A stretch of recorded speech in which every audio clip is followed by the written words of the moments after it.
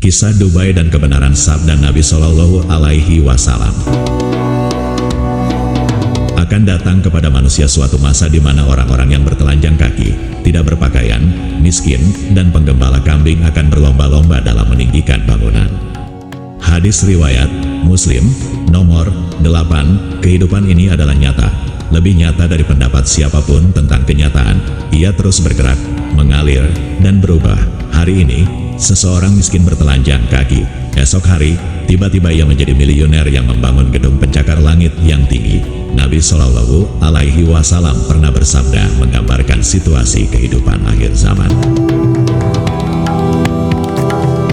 Dan bila engkau menyaksikan mereka yang berjalan tanpa alas kaki, tidak berpakaian, fakir, dan penggembala kambing, kemudian berlomba-lomba membuat bangunan yang tinggi.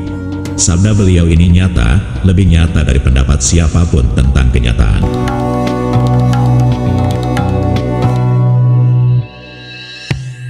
Kali ini kita bercerita tentang Dubai, sebuah emirat, provinsi, di negara Uni Emirat Arab yang menjadi bukti dari sekian banyak kebenaran sabda Nabi. Sabda Nabi Shallallahu Alaihi Wasallam, suatu hari, bumi menjadi saksi pertemuan dua makhluk agung dan mulia. Malaikat yang terbaik berjumpa dengan manusia termulia. Malaikat Jibril datang menjumpai Nabi kita Muhammad Shallallahu Alaihi Wasallam. Jibril datang dengan wujud manusia. Ia datang dengan penampilan indah, mengenakan baju yang teramat putih ditimpali warna rambut yang hitam kelam. Ia datang berdialog dengan Nabi Muhammad Shallallahu Alaihi Wasallam untuk memberikan pengajaran kepada para sahabat. Jibril bertanya tentang Islam, iman, dan ihsan. Kemudian ia bertanya tentang tanda kiamat. Di antara jawaban Nabi Shallallahu Alaihi Wasallam adalah, dan bila engkau menyaksikan mereka yang berjalan tanpa alas kaki, tidak berpakaian, fakir, dan penggembala kambing, kemudian berlomba-lomba membuat bangunan yang tinggi. Hadis riwayat Muslim.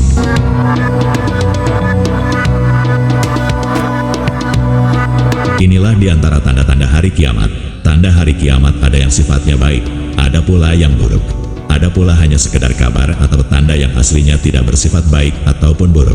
Hanya sekadar tanda dan kabar agar manusia sadar bahwa kiamat pasti terjadi. Contohnya seperti berlomba-lomba membuat bangunan yang tinggi ini.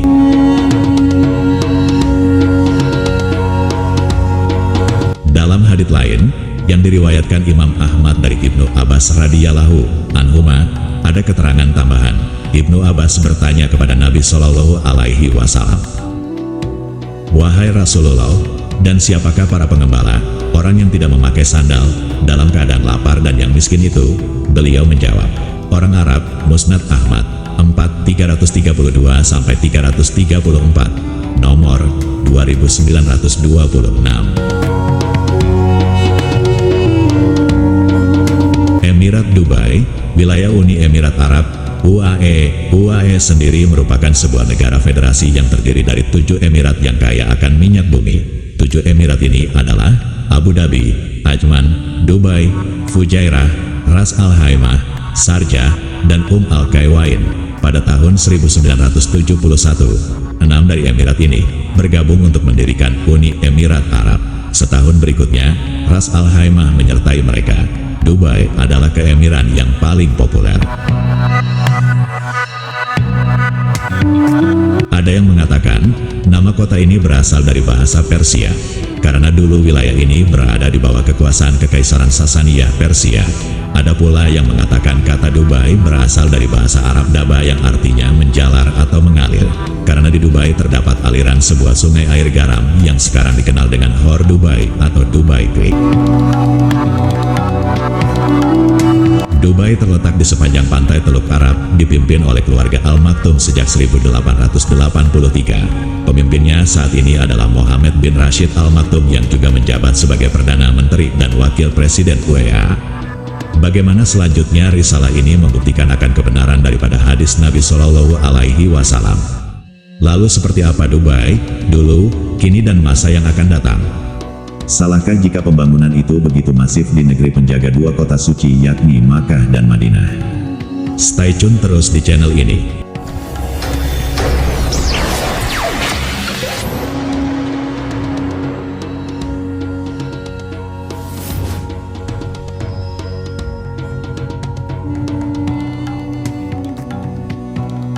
Dubai sebelum metropolis. Kalau kita tarik ke masa kenabian, ada satu sabda Nabi Muhammad SAW yang membuat bulu kuduk sedikit merinding bila dikaitkan dengan fenomena Dubai hari ini. Dalam sebuah hadits yang terkenal, Rasulullah SAW bersabda, akan datang kepada manusia suatu masa di mana orang-orang yang bertelanjang kaki, tidak berpakaian, miskin, dan penggembala kambing akan berlomba-lomba dalam meninggikan bangunan. Hadits riwayat Muslim, nomor 8. Dulu mungkin orang mendengar hadits ini sambil bertanya-tanya, siapa gerangan para penggembala itu, di mana tanah yang dulunya keras, gersang, lalu tiba-tiba penuh gedung-gedung tinggi menjulang. Jawabannya perlahan-lahan tampak di Jazirah Arab, khususnya di wilayah yang sekarang kita kenal sebagai Uni Emirat Arab, dengan Dubai sebagai ikonnya. Pada awal abad ke-20, Dubai masih bergantung pada perdagangan kecil dan hasil laut. Masyarakatnya sederhana, hidup dari apa yang alam berikan. Tak ada bayangan sedikit pun tentang hotel berbintang 7, pulau buatan berbentuk pohon palem, atau gedung tertinggi di dunia, Burj Khalifa.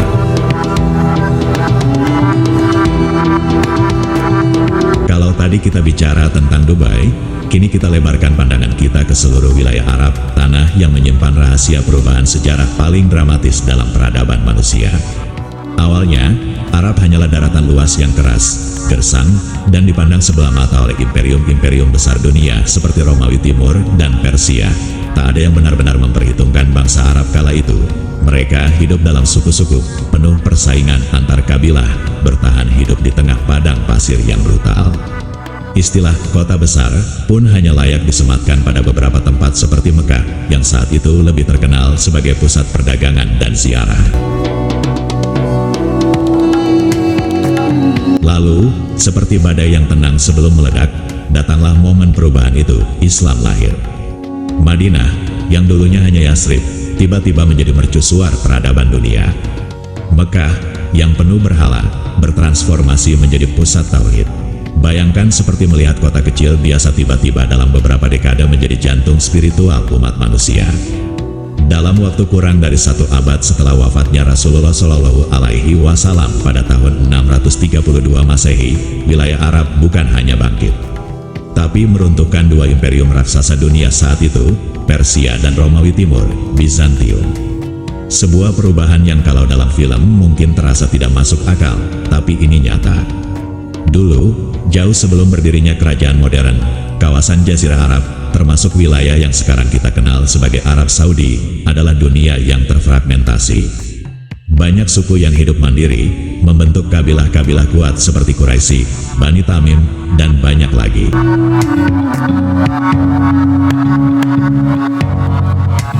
Setelah masa Nabi Muhammad SAW dan Khulafaur Rasyidin, wilayah ini menjadi bagian dari kekhalifahan Islam besar seperti Umayyah, Abbasiyah, dan kemudian Utsmaniyah.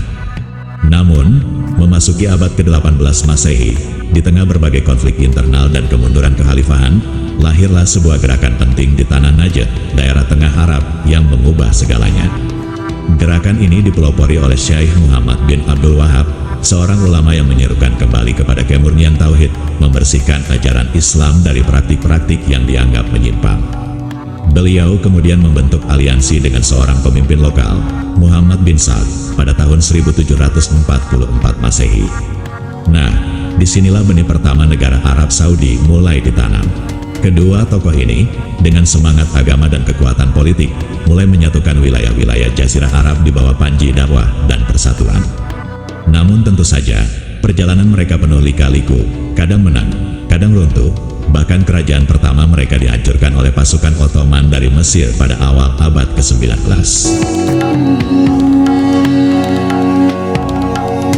Tapi sejarah tidak pernah berhenti berputar. Pada awal abad ke-20, muncul sosok yang luar biasa, Abdul Aziz bin Abdul Rahman Al-Sa'd, atau lebih dikenal sebagai Ibnu Sa'd. Beliau, dengan tekad baja dan kecerdikan politik yang luar biasa, berhasil merebut Riyadh pada tahun 1902, sebuah langkah kecil yang kemudian membuka jalan besar. Sedikit demi sedikit, melalui diplomasi, kekuatan, dan kesabaran, Ibnu Sa'd berhasil menyatukan sebagian besar Jazirah Arab. Dan akhirnya, pada tanggal 23 September tahun 1932, secara resmi berdirilah Kerajaan Arab Saudi. Bukan hanya sekadar negara baru, tapi sebuah kerajaan yang berdiri di atas tanah suci umat Islam. Kini, Arab Saudi menjadi penjaga dua tanah suci, Mekah dan Madinah. Setiap tahunnya, jutaan muslim dari seluruh dunia berbondong-bondong datang untuk berhaji dan umrah, memenuhi seruan Nabi Ibrahim alaihi salam dan Rasulullah Shallallahu alaihi wasallam. Tapi tunggu, ceritanya tidak berhenti sampai di situ. Pada pertengahan abad ke-20, ledakan minyak terjadi. Tiba-tiba, dari tanah yang dulunya hanya menghasilkan kurma dan susu unta, memancar emas hitam, minyak bumi. Kekayaan berlimpah mengalir, dan Arab Saudi pun melompat menjadi salah satu negara dengan pengaruh ekonomi dan politik besar di dunia.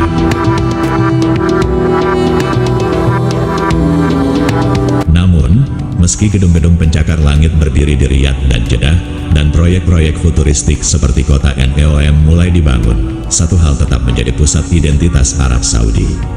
Ka'bah dan Masjid Nabawi, pusat dunia Islam, tempat di mana jutaan hati berdoa dalam satu suara, menghadap kiblat yang sama. Dan lihatlah, betapa sabda Rasulullah Shallallahu alaihi wasallam seakan bergaung abadi. Islam bermula dalam keadaan asing, dan akan kembali menjadi asing, maka beruntunglah orang-orang yang asing itu. Hadits riwayat Muslim. Dubai Metropolis. Setelah berdirinya kerajaan Arab Saudi tahun 1932, roda sejarah terus berputar. Di bawah kepemimpinan Raja Abdulaziz Ibnu Saud, fondasi negara ini diletakkan kuat, persatuan, Islam sebagai dasar hukum, dan loyalitas kepada keluarga Saud. Setelah beliau wafat pada tahun 1953, tongkat estafet kerajaan diteruskan oleh anak-anak beliau satu persatu. Tapi perubahan besar mulai terasa lebih nyata ketika dunia mulai bergantung pada minyak. Pada tahun 1938, sumur minyak komersial pertama ditemukan di Damam. Dan, boom, bagaikan seorang yang sebelumnya hanya menggenggam pasir, kini Arab Saudi seperti menemukan kunci emas dunia. Minyak membawa kemakmuran luar biasa, membangun jalan-jalan, rumah sakit, sekolah, hingga universitas.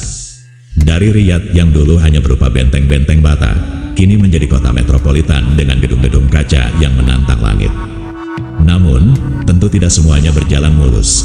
Arab Saudi menghadapi tantangan berat, bagaimana menjaga kemurnian agama, budaya, dan tradisi, sembari menghadapi modernisasi yang deras seperti banjir bah. Inilah dilema yang membayangi para raja yang memerintah setelahnya. Raja Saud, Raja Faisal, Raja Khalid, Raja Fahd, Raja Abdullah, dan Raja Salman. Nah, tibalah kita di era baru, era visi 2030. Pada tahun 2016, Mohammed bin Salman, sering dipanggil MBS, putra mahkota yang penuh energi, meluncurkan visi 2030. Apa itu? Visi 2030 adalah rencana besar untuk mengubah Arab Saudi dari negara yang terlalu bergantung pada minyak, menjadi pusat ekonomi, budaya, dan inovasi dunia. Jadi, kalau kamu berpikir Arab Saudi itu cuma padang pasir dan unta, pikir lagi deh. Kini, mereka membangun kota futuristik NEOM, sebuah mega proyek senilai 500 miliar dolar AS, dengan konsep kota tanpa mobil, tanpa polusi, dan penuh teknologi canggih. Sementara itu, Riyadh mulai dipoles menjadi pusat keuangan dan bisnis internasional. Jeddah dipersiapkan menjadi gerbang budaya global, dan proyek-proyek besar seperti Qiddiya hadir untuk menghadirkan taman hiburan yang bahkan mengalahkan Disneyland. Di sisi lain, sektor pariwisata juga dibuka lebar-lebar. Tempat-tempat bersejarah yang dulu hanya sedikit dikunjungi kini dibuka, Alula, situs peninggalan Nabatea yang memukau, dan di Riyadh, tempat lahirnya keluarga Saud. Mereka ingin dunia melihat bahwa Arab Saudi bukan hanya soal minyak dan haji, tapi juga sejarah, budaya, dan masa depan. Tentu saja, perubahan ini mengundang banyak reaksi. Ada yang memuji keberanian Arab Saudi yang keluar dari zona nyaman. Ada juga yang merasa khawatir perubahan ini terlalu cepat dan membawa tantangan sosial. Namun satu hal yang tidak berubah, dan mungkin tidak akan pernah berubah. Arab Saudi tetap menjadi penjaga dua tanah suci, tetap menjadi rumah spiritual bagi 1,8 miliar umat Islam di seluruh dunia. Di balik segala lampu neon dan rencana ambisius, suara azan masih menggema 5 kali sehari di setiap sudut kota. Dan jutaan hati, dari pelosok dunia, tetap memandang ke arah Ka'bah dengan rasa cinta dan rindu. Seolah Allah ingin mengajarkan, boleh saja dunia berubah, kota bertambah tinggi, teknologi bertambah maju, tapi kiblat hati manusia tetaplah satu.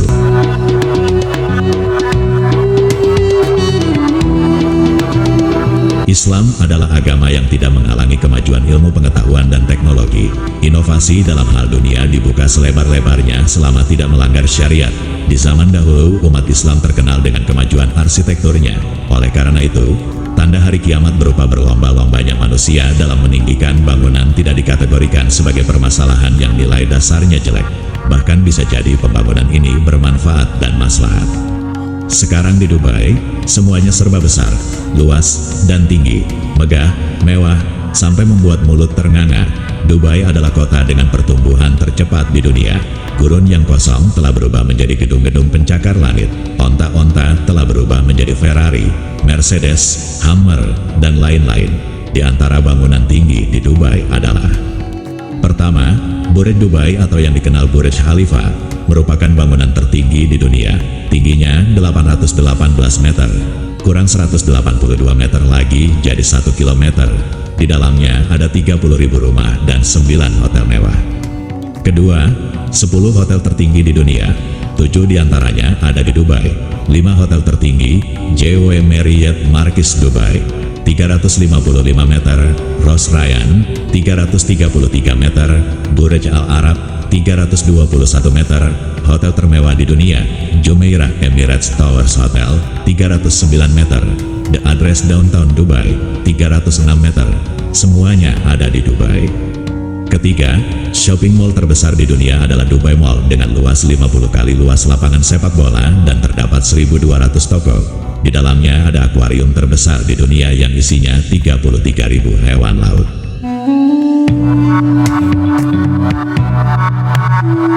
Keempat, Al Maktoum International Airport atau Dubai International Airport merupakan bandara terluas ketiga di dunia. Kelima, Dubai Land, sekarang Walt Disney World Resort di Orlando, memegang rekor taman bermain terluas di dunia. Kalau pembangunan Dubai Land rampung, maka taman yang luasnya 2 kali lipat Walt Disney ini akan memegang rekor baru. Masih banyak lagi gedung-gedung tinggi dan bangunan-bangunan yang wah di Dubai. Ada menara kembar Emirates Tower yang bentuknya seperti 2 batang coklat Toblerone. Hotel bawah laut di kedalam 33 meter. Gedung 68 lantai, yang tiap lantainya bisa berputar 360 derajat. Belum lagi pulau buatannya seperti The World, terdapat 300 pulau buatan membentuk peta dunia. Kemudian juga Palm Island yang terdapat 2.000 villa dan 40 hotel mewah. Belum lagi kendaraan super mewah. Anda masih berpikir orang Arab identik mengendarai onta? Ubah segera perspektif lama itu. Di Dubai, mobil mewah berlapis perak dan emas pun ada. Sampai-sampai polisi Dubai layak disebut World's Fastest Police karena kendaraan mereka McLaren MP4-12C, Lamborghini, Aston Martin, Bentley, dan Ferrari. Setelah menyiapkan fondasi kokoh melalui visi 2030, Arab Saudi melangkah lebih berani ke dunia baru, dunia di mana tradisi dan modernitas berpadu dalam satu tarikan napas. Mereka tidak lagi hanya ingin dikenal sebagai negeri haji dan minyak, mereka ingin menjadi ikon dunia. Salah satu mahakarya terbesar mereka adalah NEOM.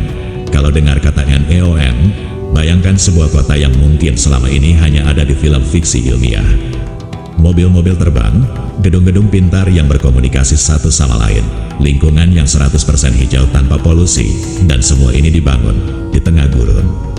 NEOM, gabungan kata Neo, baru, dan M, dari Mustakbal, yang artinya masa depan dalam bahasa Arab, bukan sekadar kota, tapi pernyataan bahwa Arab Saudi ingin berada di garda terdepan dunia masa depan. Salah satu bagian paling menghebohkan dari NEOM adalah The Line.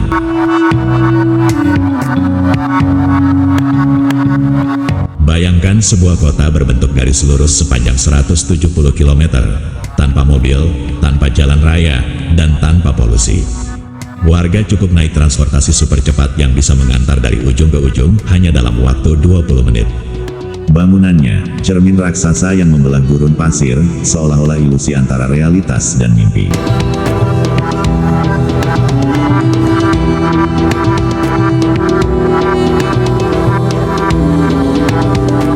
Wakil, kan, tapi Arab Saudi tidak hanya membangun untuk masa depan. Mereka juga menyentuh akar sejarahnya. Di bagian barat laut Arab Saudi, ada situs luar biasa bernama Alula. Alula adalah rumah bagi Madain Saleh, sebuah kota kuno dari zaman Nabatea, kakak adik dari Petra di Yordania. Di sini, kamu bisa melihat makam-makam besar yang diukir langsung dari batu merah gurun. Tempat ini dulunya adalah perhentian penting jalur perdagangan kuno, jalur rempah dan kafilah. Kini Alula bukan cuma dijaga, tapi dirayakan. Festival seni, budaya, dan konser internasional mulai diadakan di tengah pemandangan batu-batu kuno itu. Bayangin, konser musik klasik di tengah reruntuhan kota 2000 tahun lalu. Suasananya magis banget. Lalu ada juga Qiddiya, proyek lain yang mengejutkan dunia. Qiddiya ini akan menjadi taman hiburan raksasa yang konon bakal lebih besar dari semua taman hiburan di dunia yang kita kenal. Bahkan, roller coaster tercepat dan tertinggi di dunia katanya akan ada di sini. Jadi kalau kamu mikir Disneyland itu keren, Qiddiya siap bilang, hold my gahwa. Belum selesai, ada juga Red Sea Project. Arab Saudi mengembangkan deretan pulau-pulau cantik di Laut Merah menjadi resort super mewah berstandar internasional, sambil tetap menjaga keaslian ekosistemnya. Pantai berpasir putih, air sebening kristal, terumbu karang alami, semuanya dibungkus dalam paket pariwisata berkelanjutan. Tapi, di tengah semua perubahan ini, Arab Saudi tetap sadar akan jati dirinya. Pusat spiritualitas Islam tetap dijaga sepenuh hati. Masjidil Haram di Mekah dan Masjid Nabawi di Madinah terus diperluas untuk menyambut jutaan jamaah yang datang tiap tahun. Inovasi seperti kereta cepat Haramain juga diluncurkan, menghubungkan Mekah dan Madinah dengan perjalanan hanya dalam waktu 2 jam saja. Dari zaman onta hingga kereta super cepat, perjalanan ibadah tetap jadi prioritas. Dan begitulah, Arab Saudi, negeri yang dulu hanya gurun sunyi, tempat unta-unta berkelana, kini bermetamorfosis menjadi pusat dunia. Pusat spiritual, pusat budaya, pusat teknologi, dan pusat inovasi. Semua ini mengingatkan kita akan sabda Rasulullah Shallallahu Alaihi Wasallam yang bersabda, kiamat tidak akan terjadi hingga tanah Arab kembali menjadi padang hijau penuh sungai-sungai. Hadits riwayat Muslim. Mungkin perubahan yang kita saksikan hari ini adalah bagian kecil dari janji besar itu. Mereka yang dulu miskin, telanjang kaki, tak berbaju itu telah membuktikan kebenaran sabda Nabi Shallallahu Alaihi Wasallam. Pelajaran, kami tidak menginginkan penonton hanya terpaku dan terhenti dalam hayalan, membayangkan kemegahan Dubai.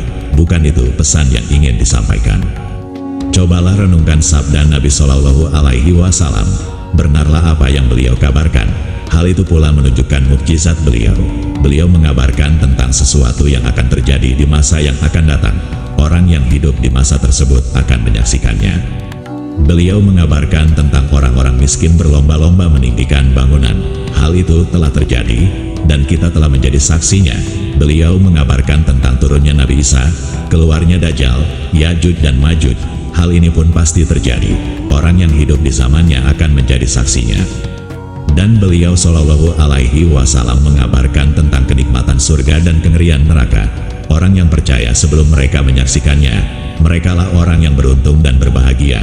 Orang yang baru percaya ketika menyaksikannya, mereka benar-benar dalam penyesalan dan duka cita yang mendalam. Saat ini, dunia itu nyata dan neraka hanyalah cerita. Akan tetapi, ketika di akhirat, neraka adalah nyata dan dunia hanyalah cerita. Waalaikumsalam warahmatullahi wabarakatuh.